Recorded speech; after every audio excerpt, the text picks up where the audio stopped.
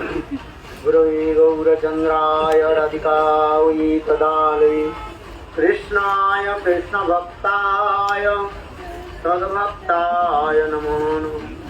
वंशाकल्पतरुश्च कृपा सिन्धुभ्यैव च वैष्णवेभ्यो नमो नमः। श्री कृष्ण चैतन्य प्रभु नित्यानंद श्री अद्वैत गदाधर श्रीवासादि श्री गौर भक्त वृंद। हरे कृष्ण कृष्ण कृष्ण हरे हरे, हरे राम राम राम हरे हरे। श्री गुरु वैष्णव के अनुगत्य में ब्रज 84 क्रोश धाम परिक्रमा करते करते हम लोग जहाँ पर उपस्थित हुए हैं, यह स्थान के नाम है चंद्र सरोवर। आप लोग ने दर्शन किया और सूरदास की भी समाधि पीठ और इतने सुंदर विग्रह आदि लोग आप लोगों ने दर्शन किया। अभी अभी वास्तव रूप में हम लोग जहाँ पर भी बैठे हुए हैं, ये गिरिराज गोवर्धन की तलहटी कहा जाता है। बहुत सुंदर यहाँ पर लीला हुई, जिस महात्मा आप लोग ने श्रवण किया, ये समस्त जो है कृष्ण राधा कृष्ण और गोपियों की जो है ये वासंतिक लीला के स्थान कहा गया। जिस प्रकार ध्रुव गोस्वामी पाद कहते हैं वैकुंठादि जनितो बड़ा मधुपुरी, वैकुंठ से भी श्रेष्ठ मथुरापुरी कहते हैं, और मथुरा से भी श्रेष्ठ कौन सा है? वृंदावन धाम कहा जाता है, और वृंदावन से भी श्रेष्ठ ये गिरिराज गोवर्धन। क्योंकि कृष्ण वृंदावन में जो रास किया, उस रास के कहा जाता है पंचायती रास कहा जाता है। कौन सा रास कहा जाता है? पंचायती रास कहा जाता है, जहां पर अनेक प्रकार सखियों की समावेश हुई। सखी है जहां पर साधन सिद्धा, नित्य सिद्धा, श्रुति चोरी, मुनि चोरी, दंडकारण्य ऋषि आदि, वो भी रामचंद्र की कृपा से वो भी गोपी घर में जन्म लेकर यहाँ पर आई, इसलिए उनके मुनिचरी भी कहा जाता है। इसलिए वृंदावन में जो रास हुई उसके कहा जाता है पंचायती रास कहा जाता है। और गिरिराज गोवर्धन के तलहटी में जो रास हुई उसके रास के कहा जाता है वासंतिक रास कहा जाता है, जिसमें हमारे श्रील जयदेव गोस्वामी पाद इसके गीत गोविंद ग्रंथ में बहुत सुंदर रूप में वासंती रास के बारे में बताया। जैसे आप लोगों ने श्रवण किया, पैठा स्थान पर हम लोग गए थे, जिस वहां पर भी वासंतिक रास के बारे में भी वर्णन किया गया। ये समस्त कृष्ण के गोचारण भूमि के स्थान कहा जाता है। कृष्ण दिवा भाग में दिन में गिरिराज गोवर्धन की इस स्थान पर गोचारण आदि करते थे, और रात्रि काल में वंशी वादन करके गोपियों की बुला करके यहाँ पर सुंदर रास आदि करते थे। ये जो स्थान हम लोग देखे सब ये रासस्थली कहा जाता है, रास भूमि कहा जाता है। गुरुदेव भी वर्णन करते थे, ये देखो किसी समय कृष्ण इसी स्थान पर जो है गोचारण कर रहे थे, और स्वयं श्रीमती राधिका गिरिराज कृष्ण के दर्शन की लालसा से गिरिराज गोवर्धन की ऊपर चढ़ गए। जेठ महीने था, चिलचिलाती धूप, जिससे गिरिराज गोवर्धन की जो चट्टान पत्थर आदि जो मानो अंगार के भांति लाल लाल हो गए। और कृष्ण दर्शन में इतने आनंद होता है, ये राधा जी की चरण कमल में वो पड़ गया, क्या बोले, फपोला पड़ गया, तथापि राधा जी दुख अनुभव नहीं कर रहे। ऐसे कृष्ण दर्शन में इतने आनंद होता है। ये समस्त जो है उज्जवल निर्मणि ग्रंथ में इसके वर्णन है। इसे राग किसको कहा जाता है, अनुराग किसको कहा जाता है, ये समस्त बहुत सुंदर रूप में वर्णन किया गया है। तो ये समस्त जो हम उस समय जो था कृष्ण के प्रकट लीला में, ये समस्त कृष्ण के गोचारण भूमि कहा जाता है। और इसी गिरिराज गोवर्धन के तलहटी में कृष्ण रात्रि काल में जो रास करते थे, इसे रासस्थली कहा गया। यही वासंती रास के विशेष वैशिष्ट यहाँ पर भी वर्णन हो रहे हैं। देखो कृष्ण के ऐसे रास दर्शन करने के लिए संग चंद्र भी अपने गतिविधि के भी भूल गए, चंद्र भी चलना भी, मूवमेंट होना भी भूल गए। इसलिए इस तन के उसी लीला को स्मरण करने के लिए कृष्ण के प्रपुत्र वज्रनाभ ने ये सरोवर बनाए। इसलिए इस सरोवर के नाम कहा जाता है, कौन सा सरोवर? चंद्र सरोवर कहा जाता है। देखो और जगह में सरोवर जो देखोगे थोड़ा क्या बोले चौखट रूप में दिखाई पड़ोगी, किंतु देखो इधर जो आप जो सरोवर देख रहा है बिल्कुल चंद्रमा के भांति है, बिल्कुल जो है गोलाकृति जो है। देखो ये चंद्र, इसलिए अर्थात संग चंद्र भी कृष्ण के रासलीला दर्शन करने के लिए संग भी वो भूल गए, इसलिए इसके नाम ही रखा गया क्या? चंद्र सरोवर। ये चंद्रसूर्य के विशेष महिमा और विशेष करके यहाँ जो रास जो आप लोगों ने श्रवण किया, ये वासंतिक रास के विशेष वैशिष्ट क्या दिखा है, आप लोगों ने श्रवण किया। शास्त्र में तो अनेक प्रकार रासों के बारे में कहा गया। एक नित्य रास कहा जाता है, जैसे सेवा कुंज में नित्य रास होती है, जिसको कहते हैं नित्य रास कहा जाता है। आज तक भी नित्य रास होती है, और वहां पर जो कुछ भी दिया जाता है वो संग राधा कृष्ण भी सेवा आदि करते हैं। आप लोग श्रवण किया सेवा कुंज में एक रात्रि काल में बंदर भी नहीं रहा, वही कहा जाता है, उसके नित्य रास कहा जाता है। और एक रास होता है जिसके वजह आपने श्रवण किया, वृंदावन में जो है पंचवती रास जो है, जिसको शारदीय रास कहा जाता है। क्या रास कहा जाता है? शारदीय रास। शारद काल में कृष्ण गोपियों से जो रास विहार किया उस रास को कहा जाता है शारदीय रास। आज कई दिन से हम लोग विभिन्न वक्ता वैष्णव के मुखार वृंद से रास की कथा हम लोग श्रवण कर रहे हैं, और कुछ रास की कथा श्रवण करके कुछ भक्त लोग कहते हैं हम रास पंचाध्याय पढ़े कि नहीं पढ़े। हम कहले पढ़ो तो मरो क्या करेंगे, यदि अधिकार ना लाभ नहीं करके और उसके पढ़ते जाओ तो हो सकता है विकार उत्पन्न हो जाएगा। वास्तव सत्य है, साधु सावधान। गुरुदेव सब ज्यादा बात नहीं बोलते थे, थोड़ा स्थल विषय से अधिकार विषय से ये सब कथा बोलते थे।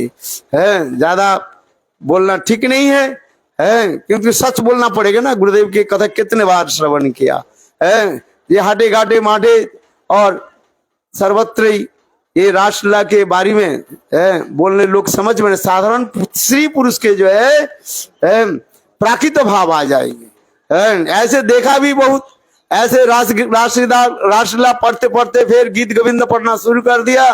गीत गोविंद पढ़ते पढ़ते यहाँ तक भी सब छोड़ छाड़ करके क्या हो जाते हैं वे। इसलिए साधु सावधान, उतना ही हमें बोलना ठीक रहता है।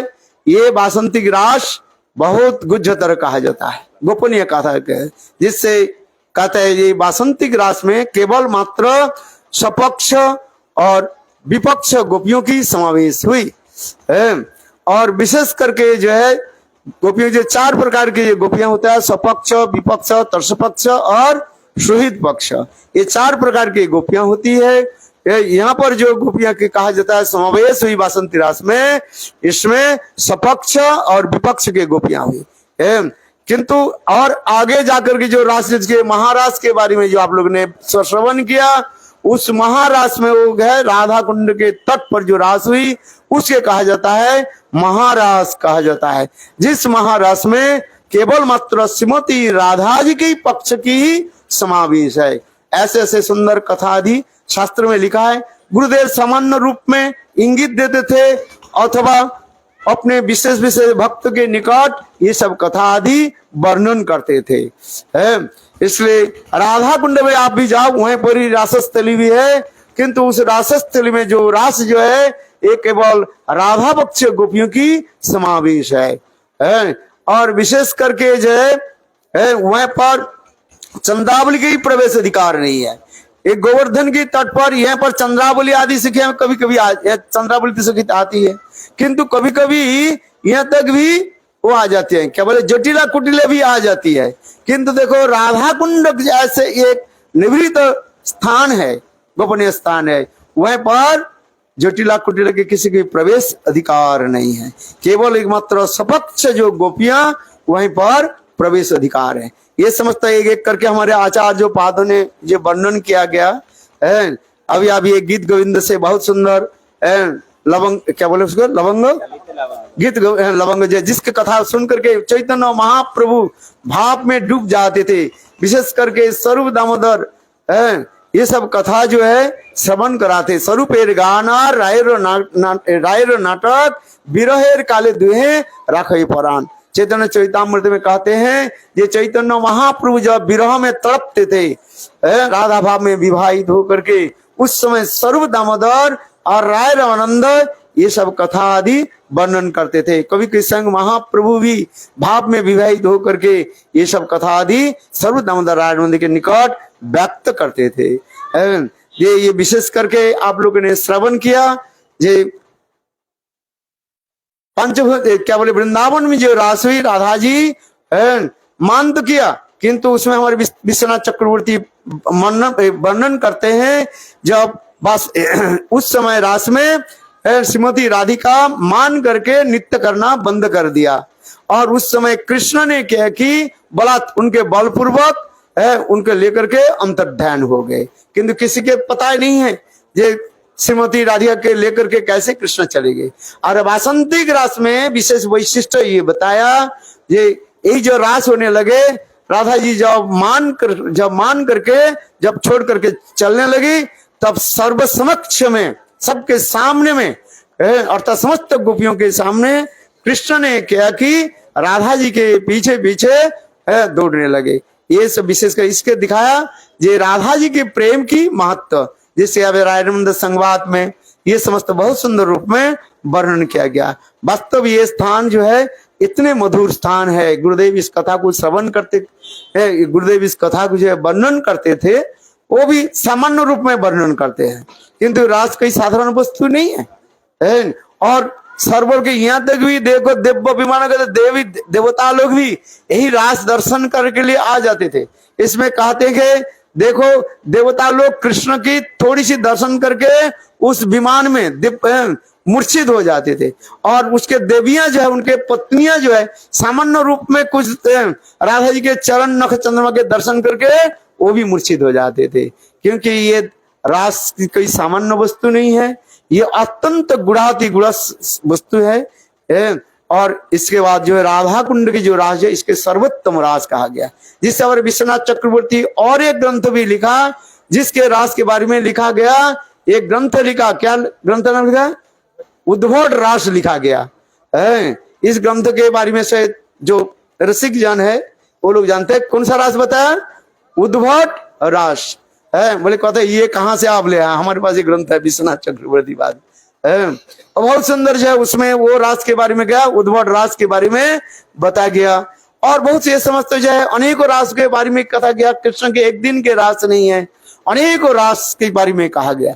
ये समस्त रासस्थली है, हम लोग आए हैं, ये स्थान को हम प्रणाम करते हैं। ऐसे लीला हमारे हृदय में प्रकटित हो, अधिकार प्राप्ति करें। अभी जो है यहाँ पर सूरदास की जो स्थान जो है सूरदास से यहाँ पर भी कैसे भजन आदि करते थे, ये समस्त बहुत दिव्य अलौकिक स्थान है। देखो यहाँ पर जो आप दर्शन करके गुरुदेव कहते थे ये सब स्थान में एक एक कदम्ब पेड़ और एक एक तमाल पेड़ रहता था। तमाल पेड़ जो है कृष्ण के स्वरूप माना जाता है, और कदम्ब जो वृक्ष जो देख रहे हैं इसको कहा जाता है राधा जी के स्वरूप माना जाता है। ये राधा कृष्ण ब्रज में जहां पर भी जाओगे ये आपके दर्शन मिलेगा। एक एक कदम्ब वृक्ष और एक एक तमाल वृक्ष जो है ये राधा कृष्ण के प्रतीक रूप में आज तक भी विराजमान है। ये स्थान बहुत दिव्य अलौकिक स्थान है, अनेकों लीला कथा है। गुरुदेव तो सामान्य रूप में सब कीर्तन करते थे, जैसे जैसे समय होता था उसी प्रकार वर्णन करते हैं। इसलिए इस स्थान को हम प्रणाम करते हैं, लीला को प्रणाम करते हैं, वक्ता श्रोता धूलिकणा के प्रणाम करते हैं। ये सब लीला हमारे हृदय में कभी न कभी उदित होंगे। ऐसे भावना लालसा लेकर के हम गुरु वैष्णव के पास आए हैं। वंशा कृपा सिंधु पतितानां पावनेभ्यो वैष्णवेभ्यो।